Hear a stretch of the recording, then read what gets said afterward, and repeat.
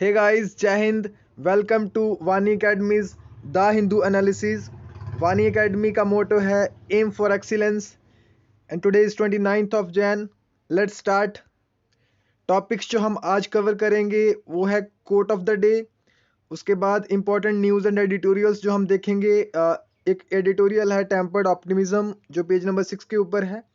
उसके अलावा first page के ऊपर जो न्यूज़ है, police issues notice to 40 farmer leaders, और उसके अलावा सेक्शन 144 की हम बात करेंगे।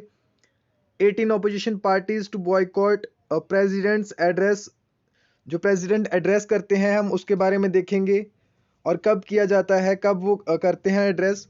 और उसके अलावा जो 18 जो ओपोजिशन पार्टीज थी उन्होंने बॉयकॉट किया, क्या रीज़न है ये हम देखेंगे। उसके बाद फर्स्ट पेज के ऊपर ही एक न्यूज़ है, High Court denies a bail to comedian Faruqui. एक जो कॉमेडियन थे उनको हाई कोर्ट ने, मध्य प्रदेश हाई कोर्ट ने अभी जो बेल थी, उन्होंने वहाँ पे पेटिशन फाइल की थी बेल के लिए, वो उन्होंने डिनाई कर दी हाई कोर्ट ने, ये भी हम देखेंगे। उसके अलावा एक कार्टून सेक्शन है जो हम देखेंगे। और आम आदमी जो पार्टी है उन्होंने अभी, जैसे अभी वो स्टेट पार्टी है और उन्होंने they will soon become the national party, उन्होंने टारगेट किया है इलेक्शन को 6 स्टेट्स के अंदर in the next coming 2 years। Stopping hate on television is essential to prevent riots. Supreme Court की ये एक छोटा एक आर्टिकल है, एक न्यूज़ है, वो भी हम देखेंगे। उसके अलावा स्टेट ऑफ द डे हम देखेंगे, दैट इज ओडिशा। स्टार्ट करते हैं कोर्ट ऑफ द डे के साथ। This is honourable Supreme Court, और इन्हीं का ये मोटो है, where there is righteousness there is victory, यतो धर्मुस्ततो जय। जहाँ राइचियसनेस होती है, जहाँ धर्म होता है, विजय या विक्ट्री भी वहीं होती है।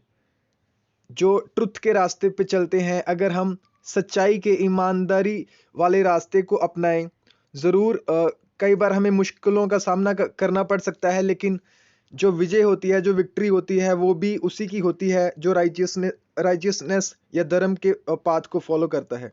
It is the motto of the Supreme Court. You must be thinking that आज सर ने ये कोट क्यों लिया, ये मोटो क्यों लिया, और ये हम देखेंगे। कल चीफ जस्टिस जो हैं इंडिया के, chief justice Bobde recalls the first sitting of Supreme Court in 1950।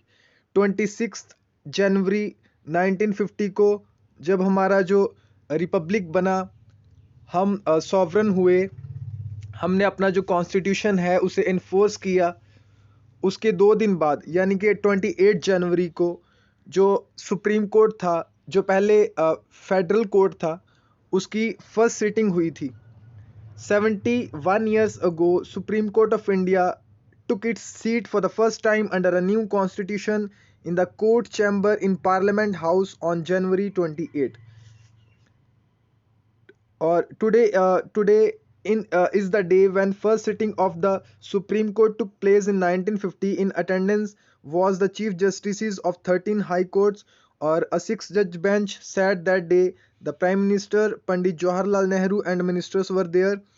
Pandit Jawaharlal Nehru जो फर्स्ट प्राइम मिनिस्टर थे वो भी थे, उसके अलावा जो मिनिस्टर्स थे। It should be celebrated. ये चीफ जस्टिस जो बोबड़े हैं, इनका कहना था, सीजीआई का कहना था कि ये जो दिन है इसे सेलिब्रेट करना चाहिए, इन फ्यूचर में मार्क करना चाहिए।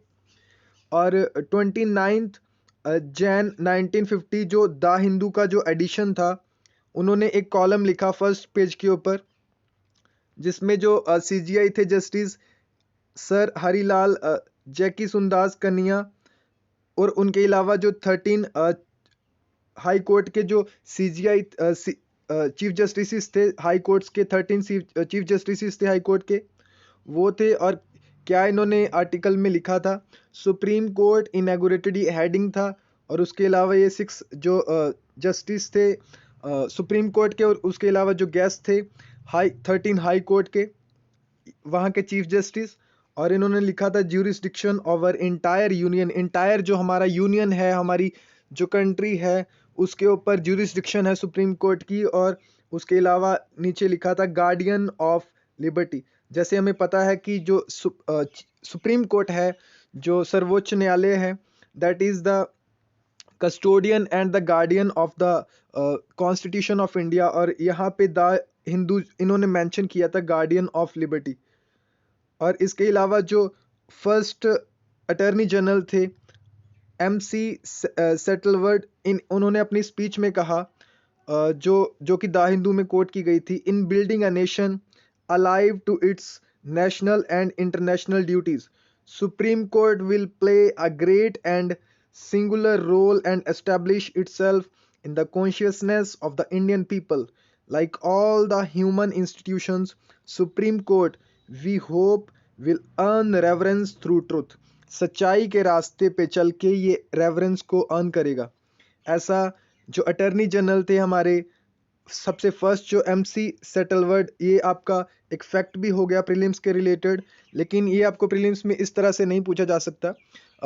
आपने देखा भी होगा कि इस तरह के क्वेश्चंस आते भी हैं, जैसे ये कोई पॉलिसी है, ये कोई स्कीम है, या अगर ये वाला इंसिडेंट हुआ हिस्ट्री के अंदर, उस टाइम पे कौन प्राइम मिनिस्टर था या कौन प्रेसिडेंट था, इस तरह से आपको क्वेश्चन पूछा जा सकता है इनडायरेक्टली।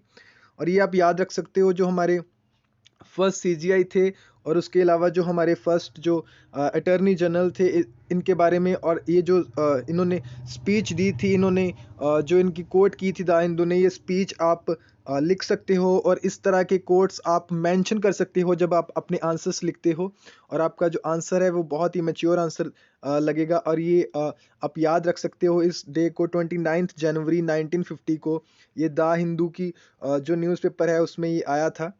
इस तरह से जो फर्स्ट सिटिंग जो हमारे ऑनरेबल सुप्रीम कोर्ट की जो फर्स्ट सिटिंग हुई थी, और जब सुप्रीम कोर्ट इनैगोरेट हुआ था, इससे पहले सुप्रीम कोर्ट को एक फेडरल कोर्ट कहा गया था, जो कि 1935 के अंदर, उसकी 1935 गवर्नमेंट ऑफ इंडिया एक्ट जो है उसके अंदर इसका मेंशन है।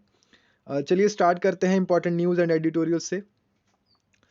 पुलिस, फर्स्ट पेज के ऊपर ये न्यूज़ थी, police issues notice to 40 farmer leaders, they breach the terms agreed upon for tractor rallies during Republic Day. जैसे हम पिछले दिनों से कवर करते आ रहे हैं, और इन्होंने जो फार्मर लीडर्स थे, इनके जो मेन लीडर्स थे, उन्होंने जब पुलिस के ऑफिशियल्स थे उनके साथ एक एग्रीमेंट किया कि हम किस रोड पे जो है ट्रैक्टर रैली को निकालेंगे, लेकिन उनमें से एक गुट था जिन्होंने इस चीज़ को वायलेट किया, और अभी उसी की उस हरकत की वजह से पूरे देश को, जो पूरा एक प्रोटेस्ट था जो पैन इंडिया था, और जो मिडिल क्लास के जो लोग थे उनके अंदर भी उनके लिए रिस्पेक्ट थी, और एक बहुत बड़ा ये प्रोटेस्ट बन चुका था एक पैन इंडिया। अब उसको एक सेटबैक लगा है, आने वाले दिनों में क्या होगा और ये देखा जाएगा। और इसके अलावा जो 3 बॉर्डर्स थे, एक सिंगू बॉर्डर, एक तिकड़ी बॉर्डर, और उसके अलावा जो एक गाजीपुर जो बॉर्डर था, उसके ऊपर गाजीपुर जो बॉर्डर था वहाँ पे सेक्शन 144 CRPC, क्योंकि ये बहुत रिपब्लिक डे यहाँ पे राजपथ के पास जहाँ पे परेड हो रही थी उसके बहुत नज़दीक था ये, और जो रेड फोर्ट था उसके नज़दीक था। और यहाँ पे सेक्शन जो 144 है, क्रिमिनल जो प्रोसीजर होता है, क्रिमिनल प्रोसीजर कोड जो होता है 1973 में जो बना था, इसका जो सेक्शन 144 है इसको वहाँ पे लागू कर दिया। और ये क्या करता है, इट ऑथोराइजेज द एग्जीक्यूटिव जो मजिस्ट्रेट्स होते हैं, जैसे कि स्टेट गवर्नमेंट के अंदर जो मजिस्ट्रेट रहते हैं, जैसे कि DM है, डिस्ट्रिक्ट मजिस्ट्रेट है, उसके अलावा जो SDM रहते हैं, ऑफ एनी स्टेट और territory to issue an order to prohibit, to prohibit करते हैं द असेंबली ऑफ 4 या 4 से अधिक जो लोग हैं वहाँ पे उस एरिया में इकट्ठे ना हों, ये पार दी जाती है। जो DM होते हैं या SDM होते हैं उनको ये पार दी जाती है। According to the law every member of such unlawful assembly can be booked for engaging in rioting. और अगर कोई उसके बावजूद भी ऐसा करता है तो उसको फिर हिरासत में लिया जा सकता है। वायलेंस इरप्टेड, जैसे हमें पता है कि जो रिपब्लिक डे वाले दिन वहाँ पे वायलेंस हुआ, उसके बाद 3 बॉर्डर्स थे, तिकरी बॉर्डर, सिंगू बॉर्डर, और एक जो गाजीपुर वाला बॉर्डर था। और कल आपने न्यूज़ में देखा ही होगा कि जो दिक्कत थे, एक फार्मर लीडर थे, कैसे उन्होंने मना किया कि मैं यहीं पे रहूँगा, और उन्होंने बोला कि हम जो है गिरफ्तार नहीं होंगे। और इस तरह से अभी वहाँ पे क्या जो बहुत एक बुरी कंडीशन है अभी। और जो सेक्शन 144 है वो वहाँ पे अभी लागू कर दिया गया है गाजीपुर वाले बॉर्डर पे। Section 144 is imposed in urgent cases of nuisance और apprehended danger of some event that has a potential to cause trouble और डैमेज टू ह्यूमन लाइफ और property. Section 144 of CrPC generally prohibits public gathering. आप याद रख सकते हो कि ये मेनली पब्लिक गैदरिंग के लिए होता है। और अभी एक न्यूज़ भी है कि वहाँ पे जो बहुत सारे जो अभी जो फार्मर्स हैं, जो उनका जो प्रोटेस्ट है उसके ऊपर अभी एक प्रेशर है कि वहाँ पे जो लोकल्स हैं और जो नियर बाय विलेजेस के और नियर बाय वहाँ पे रहने वाले लोग हैं, उन्होंने जैसे देखा कि जो इंडियन फ्लैग की वहाँ पे डिसरिस्पेक्ट हुई है और किस तरह से। और एनालाइज करने वाले तो बताते हैं कि जो एक्चुअली जो वो पोल था वहाँ पे वो खाली पोल था और उन्होंने वहाँ पे जो सिख एक रिलीजन का वहाँ पे फ्लैग जो होस्ट किया, और उसके अलावा जो यूनियन का एक फ्लैग होस्ट किया, वो नहीं होना चाहिए था। दैट वाज वेरी रॉन्ग कि आप एक गवर्नमेंट की जो एक बिल्डिंग है वहाँ पे आप किस तरह से दूसरा फ्लैग होस्ट नहीं करना चाहिए, बिकॉज ये जो हमारी कंट्री है उसकी डिसरिस्पेक्ट है एक तरह की, और ये नहीं होना चाहिए। तो वहाँ पे जो लोकल विलेजेस हैं और एडमिनिस्ट्रेशंस हैं अभी वो फोर्स कर रहे हैं कि वहाँ पे जो धरना कर रहे थे फार्मर्स, उनकी वहाँ से उनको पुश बैक किया जाए और वहाँ से उनको अभी रिमूव किया जाए। देखते हैं अभी आने वाले दिनों में ये प्रोटेस्ट क्या रूप लेता है। और इस जो वायलेंस वाली कंडीशन थी इससे बहुत सेटबैक लगा है एक। और फर्स्ट पेज के ऊपर ही एक न्यूज़ है, 18 opposition parties to boycott president's address. सबसे पहले हमें पता होना चाहिए कि जो प्रेसिडेंट एड्रेस क्या होता है। देखिए जो हमारा कॉन्स्टिट्यूशन है उसके अंदर जो आर्टिकल 87 है उसके अंदर मेंशन है special address by the president.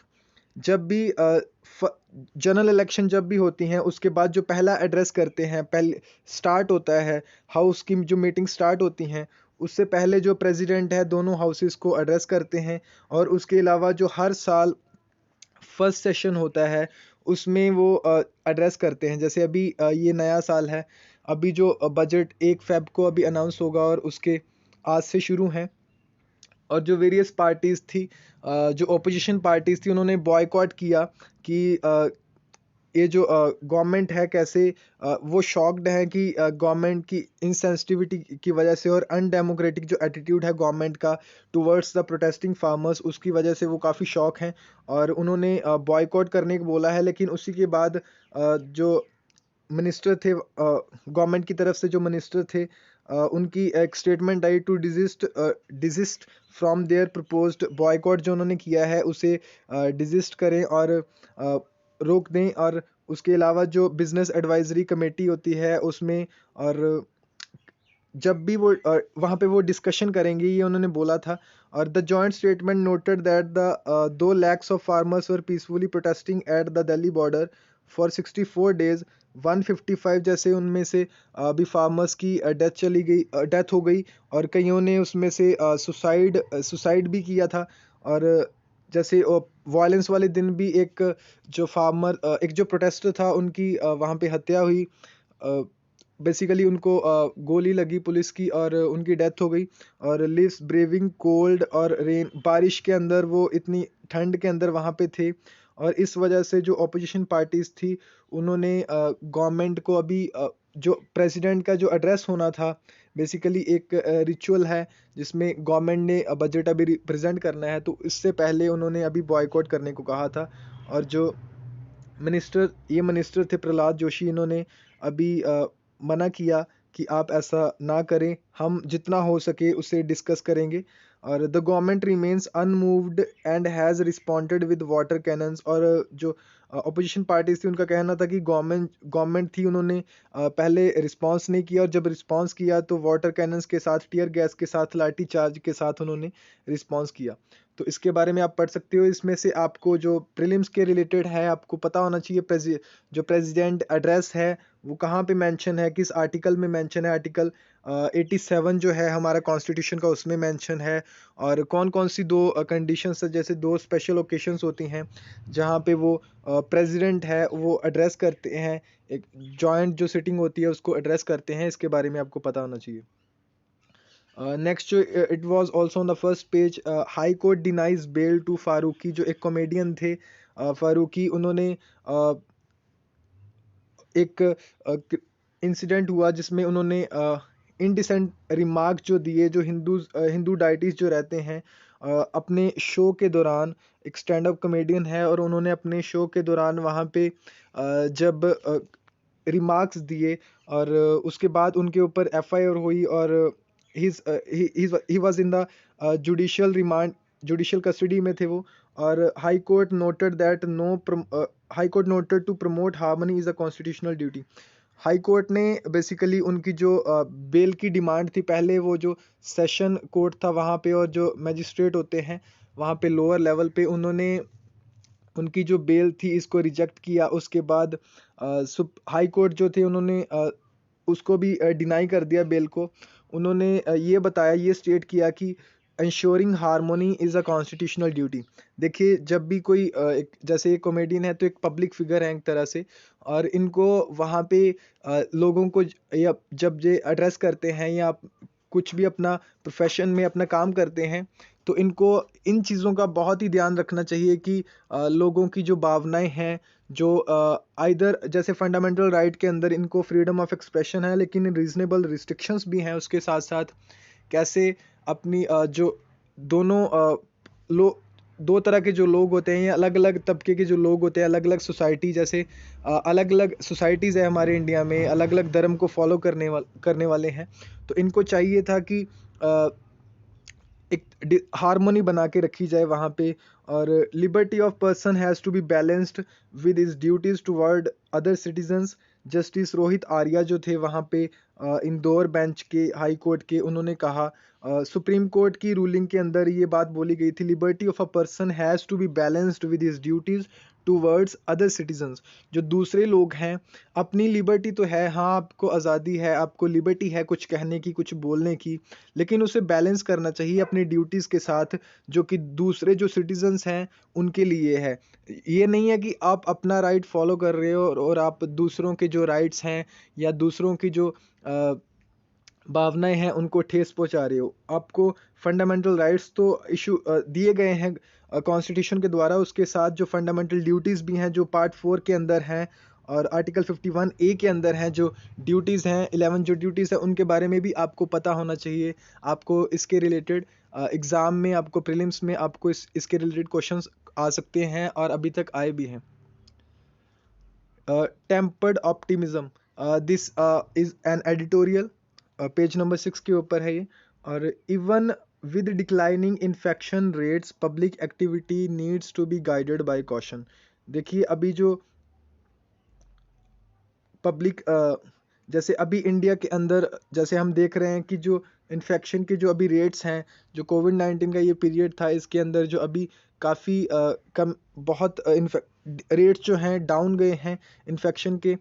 लेकिन जो पब्लिक एक्टिविटी है अभी भी उसको एक प्रॉपर क्वेश्चन लेना चाहिए जो ऑफिशियल्स हैं उनको, और एक हमें बहुत ही ध्यान से इसे अभी देखना चाहिए।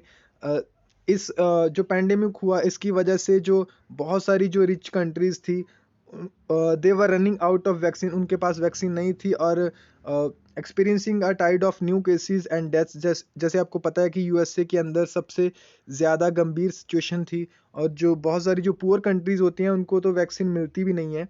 और इंडिया के अंदर जैसे हमने वैक्सीन बना ली और उससे पहले ही जो हमारे रिपोर्ट्स जो केसेस थे वो काफ़ी डिक्लाइन कर रहे थे।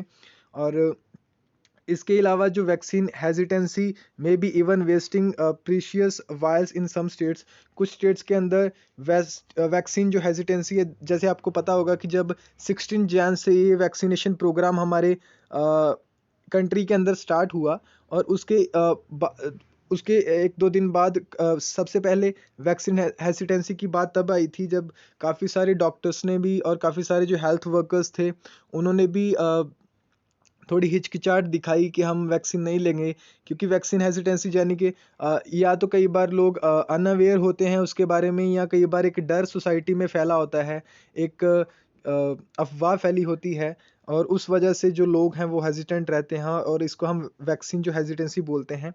जो होम मिनिस्ट्री ने अभी प्रपोज किए थे रिलैक्सेशंस, और जैसे सिनेमा हॉल्स के अंदर अभी पहले 50% के आसपास लोग बैठते थे, अभी ज़्यादा बैठ सकते हैं। उसके अलावा एग्जीबिशंस होल्ड कर सकते हैं, स्विमिंग पूल्स के अंदर अभी जो एक्सेस मिल चुका है अभी। और बाकी जो स्टेट्स को अभी जो फैसला लेने की अभी उनको बोला गया है कि वो फैसला ले सकते हैं। और जो एयर अथॉरिटी हमारी रहती है DGCA, उन्होंने अभी जो स्टेटस को वो बनाने की, बरकरार रखने की बात की है। स्टेटस को होता है कि जैसे पहले वाली जो कंडीशन थी, जो रिस्ट्रिक्शंस थी, वही लगी रहेंगी अभी। और फुल फ्लैज्ड अभी जो इंटरसिटी जो रेल सर्विसेज होती हैं वो उन पे भी अभी डिसीजन आना है, बेसिकली जो रेलवेज होते हैं। और ये आप देख सकते हो। और उसके अलावा India's declining infection have promoted a further relax, relaxation of activity curbs, लेकिन अभी भी there is no cause to lower the vigil मतलब कि जो विजिलेंस है, जो हमें निगरानी रखनी चाहिए, वो अभी कम नहीं होनी चाहिए। जैसे हमने देखा कि जो यूके के और जो बाकी कंट्रीज़ हैं, जैसे यूके के अभी जो नया जो कोविड-19 का एक नया स्ट्रेन जो था वो पाया गया। और काफ़ी जो इंडियंस थे, जब उन्होंने ट्रैवल किया इंडिया में, और वो जो यूके स्ट्रेन यहाँ पे मिला, और जेनेटिक जो म्यूटेशंस हैं जैसे दूसरी कंट्रीज़ की, साउथ अफ्रीका, यूके, ब्राज़ील, उनसे भी अभी एक डर बना हुआ है। और बेसिकली राइटर का कहना है कि जो अभी इन्फेक्शंस लो हुए हैं, जो अभी कम केसेस रिपोर्ट हो रहे हैं, इसका मतलब ये नहीं है कि हमें अभी लूज़ हो जाना है। हमें अभी भी वो जो सेफ बिहेवियर वाली जो टूल किट है, कि हमें इतनी बड़ी जैसे हमारी सोसाइटी है, 1.3 बिलियन के आसपास जो हमारे लोग हैं, हमें अभी भी स्टिल हमें वो चीज़ बरकरार रखनी है। जैसे हमें सेफ्टी वाला बिहेवियर अभी अपना के रखना है। और जो बहुत सारी कंट्रीज़ हैं उनके अंदर जो N95 मास्क्स हैं, जैसे जर्मनी है, उसके अंदर जो 60 के ऊपर जो सीनियर सिटीजन्स हैं और जो वल्नरेबल इंडिविजुअल्स हैं, उनको फ्री में ये प्रोवाइड किया जा रहा है। इस तरह की जो कंट्रीज़ हैं वो इनिशिएटिव ले रही हैं। और अभी जो हमारी इंडिया है वो काफ़ी हद तक जो हमारी कंट्री है सेफ़ है। लेकिन सेफ़ होने का मतलब ये नहीं है कि हमें कोई ख़तरा नहीं हो सकता। हमें अभी भी एक सेफ बिहेवियर वाली वो कंडीशन अपना के रखनी होगी, ताकि आगे आने वाले दिनों में भी हम जो बाकी जो लोग हैं, जो भी अभी विक्टिम्स हैं, उनको सेफ रखें, और आने वाली जो जनरेशन है उसे भी हम सेफ रखें। कार्टून सेक्शन के अंदर देखिए, आप देख सकते हो ये। और जो बच्चे रेगुलर फॉलो करते हैं वो ये पता भी लगा सकते हैं, जैसे ये बाइनोक्यूलर्स हैं, 2 फ्लैग हैं यहाँ पे, इनकी तरफ ही ध्यान है। देखिए, चलिए मैं आपको बताता हूँ।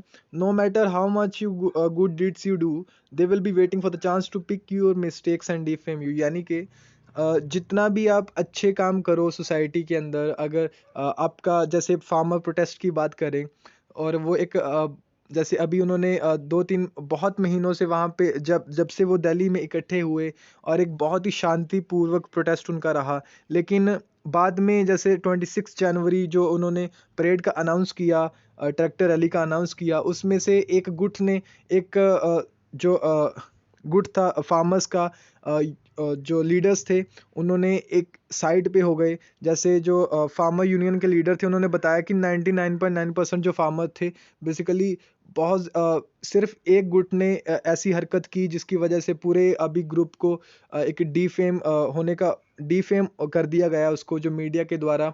और जो उन्होंने फ्लैग होस्ट किया, बेसिकली जो एक्टर थे एक वहाँ पे, और उन्होंने और उनके अलावा जो आसपास वहाँ पे लोग थे, उन्होंने उनको मिसगाइड किया। और वहाँ पे जो उन्होंने फ्लैग होस्ट किया एक रिलीजन का, और एक सिख रिलीजन का फ्लैग होस्ट किया, और उसके अलावा जो फार्मर यूनियन का फ्लैग था वो होस्ट उन्होंने वहाँ पे किया। पोल तो वो खाली था, लेकिन वो एक गवर्नमेंट स्ट्रक्चर था, एक हिस्टोरिकल स्ट्रक्चर था, जिसकी वजह से लोगों को काफ़ी ठेस पहुँची, लोगों की भावनाओं को ठेस पहुँची। और अ, जो उनका जो मिडिल क्लास थी एक, कैसे वो एक साथ दे रही थी फार्मर्स का पहले, और काफ़ी इस प्रोटेस्ट को सेटबैक लगा। लेकिन इस कार्टून सेक्शन से ये दिखाया जा रहा है कि जब भी आप एक भी अगर आपने बहुत अच्छा प्रोटेस्ट भी किया, अगर आपने बहुत अच्छा काम भी किया है अभी तक, लेकिन आप एक भी गलती करते हो, तो जो लोग होते हैं, जो पब्लिक होती है, बेसिकली उनका जो ध्यान है, जो लेग पुलिंग में लोग लगे रहते हैं कि आप अपनी ज़िंदगी में आगे ना बढ़ें, उनका सिर्फ एक ही ध्यान रहता है कि कब कब आप कोई मिस्टेक करें, कब आपकी कोई कमज़ोरी उनको दिखे, और वो पूरे आपको डिफेम करने की कोशिश करें। ये पोस्टर से आप ये देख सकते हो। और आपको ये भी बताना होगा कि जैसे ये पोस्टर है, पोस्टर मेकिंग के थ्रू जो अपने ओपिनियंस जो हैं हम एक्सप्रेस करते हैं फ्रॉम न्यूज़पेपर, और ये किस में आता है, किस आर्टिकल में आता है, ये भी आपको बताना होगा कमेंट सेक्शन के अंदर। आप जो पार्टी है आम आदमी पार्टी, उन्होंने अभी टारगेट किया है इलेक्शन को 6 स्टेट्स के अंदर, जैसे यूपी, उत्तराखंड, गोवा, पंजाब, हिमाचल प्रदेश और गुजरात। 6 स्टेट जो ये हैं, इन्होंने यहाँ पे टारगेट की हैं इलेक्शंस की, आने वाले कमिंग जो नेक्स्ट 2 ईयर्स हैं। जो इनके जो लीडर हैं चीफ मिनिस्टर अरविंद केजरीवाल जो हैं, इन्होंने अनाउंस किया है कि आने वाले 2 साल के अंदर वहाँ पे जो 6 स्टेट्स हैं वहाँ पे टारगेट किया जाएगा इलेक्शंस को, इलेक्शन ये लड़ेंगे, ताकि जैसे अभी इनकी पार्टी जो स्टेट पार्टी है उसको ये नेशनल पार्टी बनाना चाहते हैं, नेशनल लेवल की पार्टी बनाना चाहते हैं। उसके लिए इनको कुछ जो क्वालिफिकेशंस हैं वो पूरे करने होंगे, और अभी ये इसके लिए पूरे तैयार हैं। एक देखिए अच्छी पार्टी है दिल्ली के अंदर, जैसे इन्होंने काफ़ी अच्छी चीज़ें की हैं, और दिल्ली की जो वहाँ पे पॉपुलेशन है that is also quite educated from rest of the country.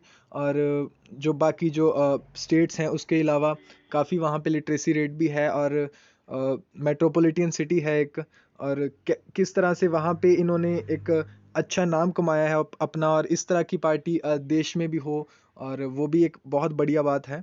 और चलिए ये अभी अपना टारगेट बना रहे हैं कि जो स्टेट पार्टी से नेशनल पार्टी में कन्वर्ट करने के लिए। और आपको ये भी क्वालिफिकेशंस भी पता होना चाहिए कि क्या क्वालिफिकेशंस रहती हैं एक स्टेट पार्टी बनने के लिए और स्टेट से नेशनल पार्टी बनने के लिए, और क्या क्या इनको इनके पास जो क्या क्या बेनिफिट्स रहते हैं। नेक्स्ट जो है हेट स्पीचेस के रिलेटेड एक फर्स्ट पेज के ऊपर ही आर्टिकल था, उसके अलावा पेज 8 के ऊपर ये सेम चीज़ दी हुई थी। Stopping hate on television is essential to prevent riots. Supreme Court ने ऐसे कहा है दिल्ली पुलिस को कि जैसे जो लॉ एंड ऑर्डर वाली सिचुएशन है इसको दिल्ली पुलिस ने ही देखना है, उस उनका ही ये काम है। और कैसे जो टेलीविज़न के ऊपर कैसे हेट स्पीच किस तरह से फैलाई जाती है, किस तरह से जो फेक र्यूमर्स होते हैं, जो झूठी खबरें होती हैं किस तरह से फैलाई जाती हैं, उसको रोकना पुलिस का ही काम है, और ये उनको करना चाहिए था। अभी जैसे उन्होंने सेक्शन 144 वहाँ पे जैसे लगाया, और या उन्होंने वहाँ पे लाठी चार्ज किया, इस तरह की चीज़ें वो कर सकते हैं, लेकिन उससे जो एसेंशियल पार्ट है कि वो जो हरकतें इस तरह की होनी है उसको पहले ही वो रोकें, उसको प्रिवेंट करें।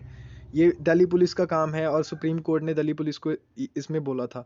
और आज जो हम स्टेट करेंगे दैट इज़ ओडिशा। इसकी जो कैपिटल है, इसकी लोकेशन आप देख सकते हो कौन कौन सी जो स्टेट्स हैं इसके साथ बाउंड्री शेयर करती हैं, that is Andhra Pradesh, then Chhattisgarh, then Jharkhand, then West Bengal, and here is Andaman and Nicobar island, और यहाँ पे बे ऑफ बंगाल है, और इस साइड पे जो है दैट इज़ अरेबियन सी, और दिस इज़ बांग्लादेश। और इसकी लोकेशन भी आपको पता होना चाहिए, यहाँ पे सुंदरबन डेल्टा है। और हाईएस्ट पीक जो यहाँ पे देखी जाती है दैट इज़ माउंट देओमाली। और उड़ीसा के अंदर स्टेट्स जो मैंने बता दी हैं, वेस्ट बंगाल है, झारखंड, छत्तीसगढ़, आंध्र प्रदेश है। और यहाँ पे क्लासिकल डांस है, जैसे हमारी आर्ट एंड कल्चर में आपको पूछा जा सकता है कि कौन कौन से क्लासिकल डांसेज हैं, इस तरह से आपको क्वेश्चन पूछे जा सकते हैं। और ओडिसी जो डांस है it is also classical dance from Odisha. GI tags जो यहाँ पे कुछ काफ़ी सारे जीआई टैग्स हैं, वैसे बहुत लंबी लिस्ट है। सिर्फ उड़ीसा के जो जीआई टैग्स हैं, जोग्राफिकल इंडिकेशन जो टैग्स रहते हैं, ये आर्ट एंड कल्चर का टॉपिक है। और इसमें जो ओडिशा का रसगुल्ला है, और उसके अलावा जो कंडमल हल्दी है, वहाँ पे बेसिकली ये ट्राइब है एक। और यहाँ पे ये जो लोकल्स वहाँ पे जो हल्दी है इनकी, वो जीआई टैग उसको मिला है। और उसके अलावा जो ओडिशा का रसगुल्ला और बहुत सारी और भी चीज़ें हैं, और भी हैंडीक्राफ्ट्स हैं, और भी स्पाइसेस हैं वहाँ पे, और आप वहाँ लिस्ट में से देख सकते हो। लेकिन ये जो इम्पॉर्टेंट है काफ़ी, इसको आप याद रख सकते हो। आप ज़रूर इस चैनल को, यूट्यूब चैनल को वानी अकेडमी को सब्सक्राइब करें, इस वीडियो को शेयर करें, लाइक करें, कमेंट करें। और ये टेलीग्राम चैनल है जिसको आप ज्वाइन करके आप यहाँ पे पीपीटी और पीडीएफ आपको इसकी यहाँ पे मिलेगी। चलिए ठीक है, थैंक यू।